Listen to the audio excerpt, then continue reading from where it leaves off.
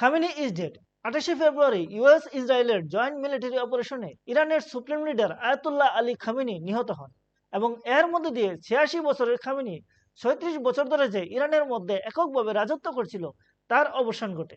ইরানের স্টেট মিডিয়াও খামেনির মৃত্যুকে কনফার্ম করে দিয়েছে।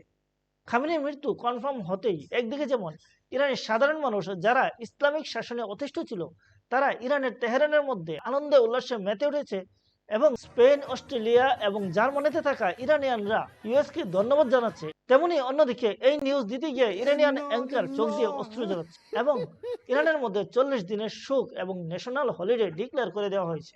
ওই দিন ইউএস ইসরায়েলের স্ট্রাইকে খামেনির সাথে তার মেয়ে, মেয়ের জামাই, নাতি এবং পুত্রবধূ সহ 7 জন সিনিয়র কমান্ডার নিহত হন। খামেনির মৃত্যুর পর এখন ইরানের মধ্যে কি হতে পারে?